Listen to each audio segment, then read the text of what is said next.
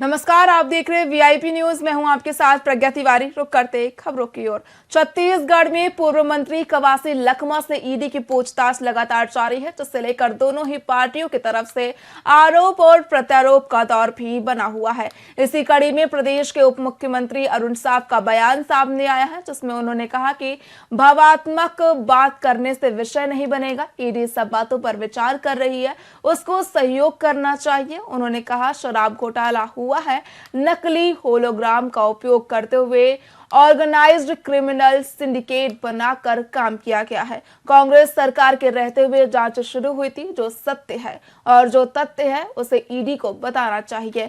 वहीं पटवारियों की हड़ताल पर अरुण साव ने कहा कि सरकार के संज्ञान में सारी बातें हैं, सरकार के साथ उन्हें सहयोग करना चाहिए और जनहित में काम करना चाहिए।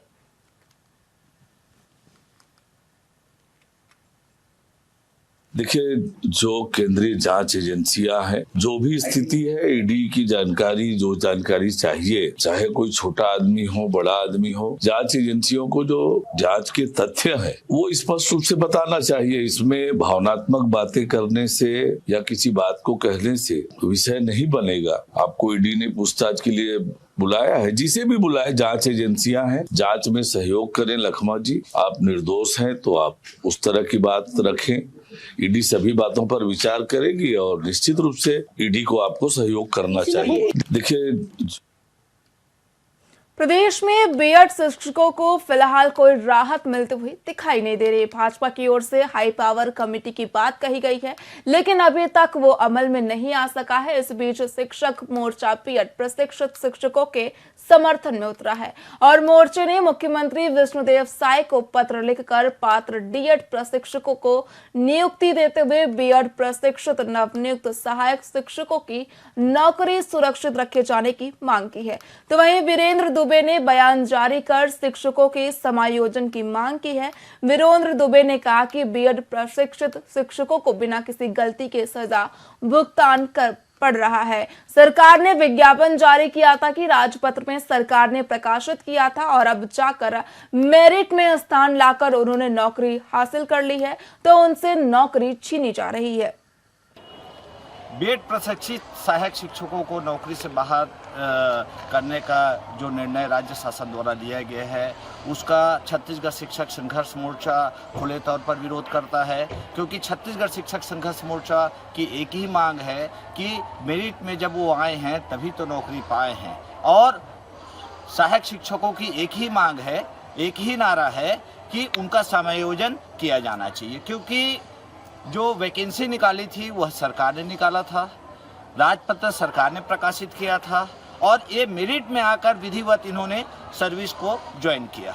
और आज एक साल के बाद यदि ऐसे 2900 सहायक शिक्षकों को यदि नौकरी से बाहर किया जाता है तो निश्चित रूप से मान के चलिए उनके घर परिवार में, उनके पूरे समाज में आर्थिक संकट की स्थिति उत्पन्न हो जाएगी।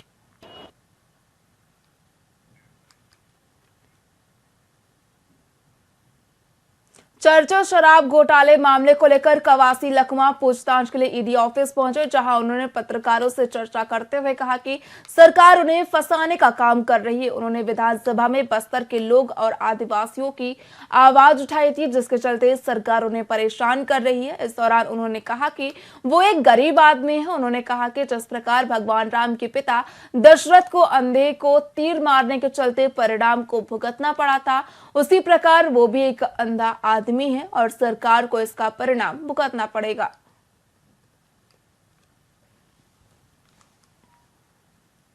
लेकिन मेरे जो अभी जब नया पालिका मेरा पर भरोसा है, आरोप लगने से मेरे घर से गाड़ी में कागज जितना था विधानसभा लेके आ रहा था, उसके अलावा मोबाइल से लेके जब्त किया है और कहीं पर नगद पैसा फूटी कोड़ी नहीं मिला है। तो आरोप को अगर सिद्ध करने में बहुत दिन लगेगा और आरोप तो सब कुछ का लगा सकते हैं, लेकिन सच्चाई चूक नहीं सकता। ये गिरफ्तारी भी हो सकती है, ऐसी चर्चा है। नहीं, जैसा होगा कानून जो करेगा उसका समन्वय करेंगे। लेकिन मेरे जो अभी जब कोरबा के कटघोरा स्थित जिला सहकारी केंद्रीय मर्यादित बैंक में एटीएम सुविधा की उपलब्धता को लेकर किसानों के बीच कुछ अहम समस्याएं उत्पन्न हो रही हैं। लगभग 2 साल पहले इस बैंक में एटीएम मशीन लगाई गई थी, जिसके बाद कुछ किसानों को एटीएम सुविधा दी गई, लेकिन बड़ी संख्या में किसान अब भी इस सुविधा से वंचित हैं। बैंक प्रबंधन का दावा है कि एटीएम के लिए पात्र किसानों को ये सुविधा दी जा चुकी है। किसानों का कहना है कि उन तक बैंक ने इस विषय में कोई जानकारी नहीं दी है, न ही पर्याप्त संख्या में एटीएम कार्ड वितरित किए गए हैं। कटघोरा ब्रांच के 6 समितियों में कुल 15,000 किसान पंजीकृत हैं, जिनमें से केवल 1,000 किसानों को ही एटीएम सुविधा दी गई है। बाकी 14,000 किसान मजबूरन बैंक के कैश काउंटर पर लंबी लाइनों में खड़े रहते हैं। एटीएम अभी तक तो नहीं बना है, लेकिन एटीएम बन जाता तो सहूलियत होता। ब्रिजभूषण कश्यप, ब्रांच मैनेजर, जिला सहकारी केंद्र बैंक, शाखा कटघोरा।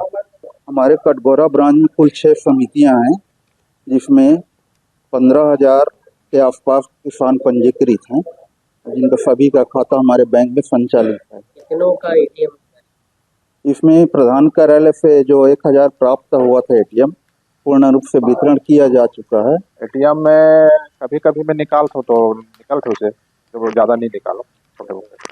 तो क्या दिक्कतें आती हैं? दिक्कत में ये है कि मोला लगिस की जो कम पढ़े लिखे है ओला ऑपरेट करे में दिक्कत जही से लगिस मोला, काबर की ईड भी नहीं रहे, इसका दुक्का रहते तो हो सका है ऑपरेट नहीं कर पाए, तो ओकरे कारण नहीं आया मोला लगते। एटीएम अभी विधायक देवेंद्र यादव के बाद अब कवासी लखमा की गिरफ्तारी की संभावनाएं बढ़ गई हैं। ईडी की कार्रवाई पर पूर्व मंत्री शिव टहरिया ने भाजपा सरकार पर निशाना साधा। उन्होंने कहा, ईडी चाहती तो कार्रवाई पहले भी कर सकती थी, लेकिन चुनाव से ठीक पहले बस्तर के मजबूत कड़ी को तोड़ने की कोशिश की जा रही है। लखमा जैसे ईमानदार आदमी कहीं नहीं मिलेंगे। वे आदिवासी आदमी हैं और वो निर्दोष साबित होंगे। टहरिया ने कहा, विधानसभा में लखमा जी अच्छा बोलते हैं, प्रदेश के आदिवासियों और गरीब तबके की आवाज उठाते हैं। कांग्रेस के नेताओं को टारगेट किया जा रहा है और ये कांग्रेस पार्टी को तोड़ने की साजिश है।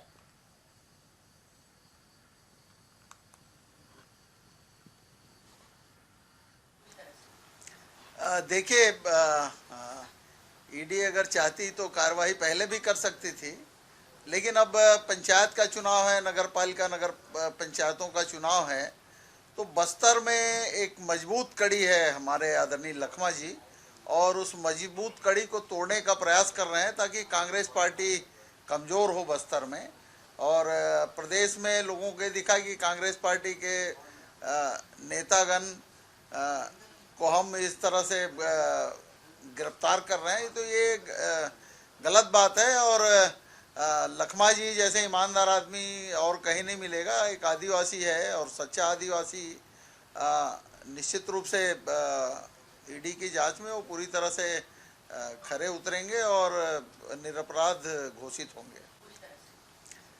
देखिए, ईडी अगर साइबर ठगों ने एक बार फिर 39 लाख की ठगी की है। बताते कि इस बार इन शातिर ठगों ने निजी बैंक से रिटायर्ड सीनियर मैनेजर ठगी का शिकार बनाया। इन साइबर ठगों ने प्लानिंग के तहत कस्टम डिपार्टमेंट में उनकी ओर से भेजे जा रहे पार्सल में संदिग्ध सामान मिलने का झांसा देकर 39.20 लाख रुपए ठग लिए। फिलहाल पुलिस मामला दर्ज कर विवेचना कर रही है। देखिए, सुबेला थाने में प्रार्थी पुरुषोत्तम बागड़े, जिनकी उम्र 66 वर्ष है और जो पंजाब नेशनल बैंक के रिटायर्ड चीफ मैनेजर हैं, उनके द्वारा एक शिकायत की गई है कि उनको अभी दिसंबर में 18 तारीख से लेकर के और 23 तारीख के बीच में डिजिटल अरेस्ट किया जा करके उनके और उनकी पत्नी के खाते से 39,20,000 रुपये जो साइबर ठग हैं उनके द्वारा ठगा गया है। प्रकरण में उनकी रिपोर्ट पर थाना सुबेला में अपराध कायम किया गया है और प्रकरण की विवेचना की जा रही है। प्रकरण में जो भी संभावित साक्ष्य हैं और नंबर है, उनके आधार पर आरोपियों की पतासाजी की जा रही है। शीघ्र ही आरोपियों की गिरफ्तारी की जाए। देखिए, सुबेला थाने में रायपुर के मुजगहन थाना क्षेत्र अंतर्गत रिश्तों को तार तार कर देने वाला एक मामला सामने आया, जहां बेटे ने पिता पर ईंट से वार कर हत्या कर दी। जानकारी के मुताबिक बाप बेटों के बीच आपसी कहासुनी हुई। इस दौरान बेटे ने क्रूरता दिखाते हुए पिता को मौत के घाट उतार दिया। फिलहाल पुलिस ने आरोपी को गिरफ्तार कर लिया है और हत्या की धारा के तहत कार्रवाई की जा रही है।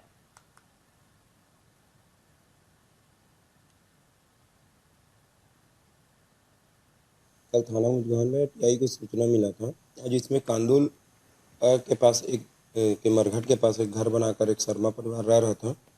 उसमें उसका जो बेटा है और पिता दोनों रह रहे थे। परसों रात में दोनों आपस में शराब पिए थे और शराब पीकर दोनों के बीच में लड़ाई झगड़ा हुआ। आज जिसमें जो पिताजी हैं, जो शर्मा है, वो अपने बेटा को मारपीट कर रहा था। इसी से आक्रोशित होकर उसका जो 24 वर्षीय बेटा है, वो आसपास जो ईंटा पत्थर पड़ा था उससे लेकर के अपने पिता के सर पर वार कर दिया, जिससे उसके स्पॉट पर मृत्यु होगी। प्रकरण में जो आरोपी बेटा है उसको गिरफ्तार कर लिया गया है। पूछताछ करने पर उसने अपने पिताजी को आक्रोशित होकर मारना कबूल किया है। धारा 302 के तहत आगे उसमें विधिवत कार्रवाई की जाएगी। कल थाना मुजगान में टीआई को सूचना मिला था, जिसमें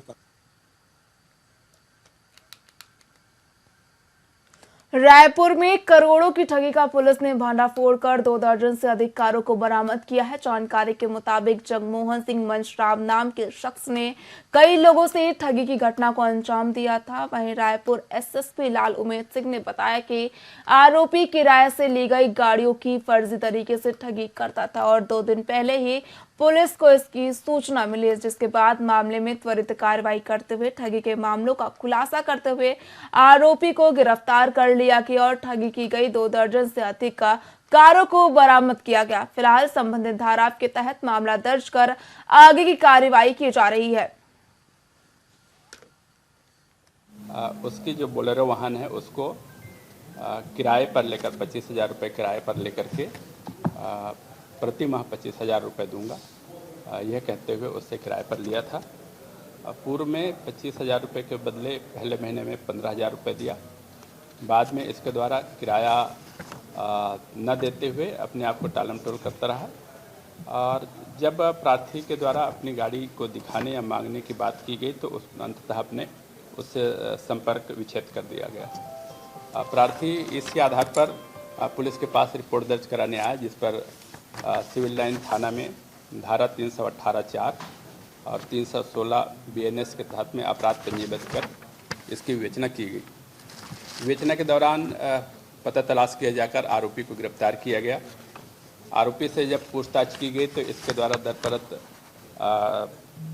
कई ऐसे अपराधों की स्वीकारोक्ति की गई, जिस पर अब तक 23 4 पहिया वाहन इसके कब्जे से जब्त किए गए हैं।